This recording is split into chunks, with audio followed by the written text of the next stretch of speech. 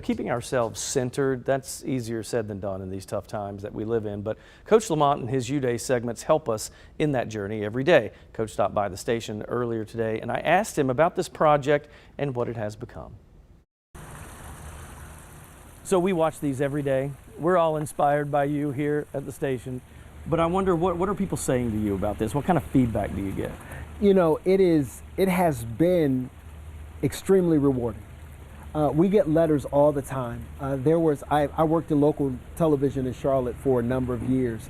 And I remember when I would offer advice on air, I did this one segment called Morning Motivation at the end of the show. And there would be people that would come up to me, whether I was at the gas station or if I was doing a speaking engagement or I was at the store, Walmart or some store or whatever. And people would come up to me and they would say, you said this and this is what I did with this and this is what happened to me. And I remember, Eric, as they would walk away, I would be so jealous of them. And the reason I was so jealous is because something came out of me that helped them, but it came out of me and couldn't help me because we're the last people that we will ever listen to. And I found myself in this place of being angry with my audience.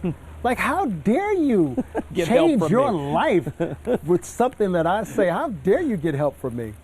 But there are certain letters that you get, and that was how I pretty much grew, I would say, to what we're now experiencing with U-Day. And I got a letter from a mother here in Greensboro who watches faithfully W Family. That's the way that's the way I like to call it.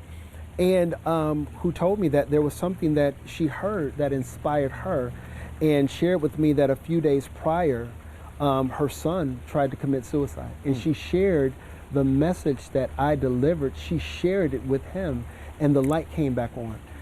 The thing is that I've gotten to a place in my life, Eric, that I write and I reflect from a place of words that I wish someone spoke to me when I was in that dark place.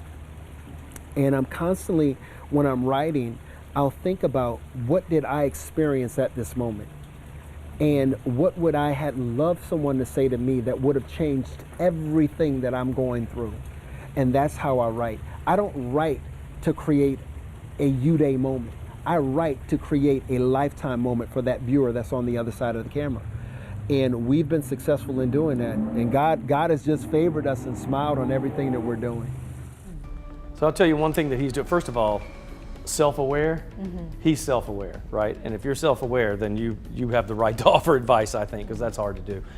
He says he's in the planning stages now of going to communities where his segments air, like here, and doing like community outreach where people can come. He'll do a talk. You can come up and ask questions into a microphone. Wow. And he wants to do a lot of that type of thing. So look for that. Maybe, hopefully, if he gets that together, we'll be doing that. I just love how he's taking his own life experiences, and we can see in that interview, he is just so real. He is a real person, and you just never know how your words are going to impact other people. I've had viewers actually message me like, are we going to get more of that U-Day man? Like when we first started playing these, he's touching a lot of people out there, and it's happy to see he's such a great space right now. I mean, that story about the woman here in the Triad, she delivered his message to her son, and he said, the lights came on. Yeah.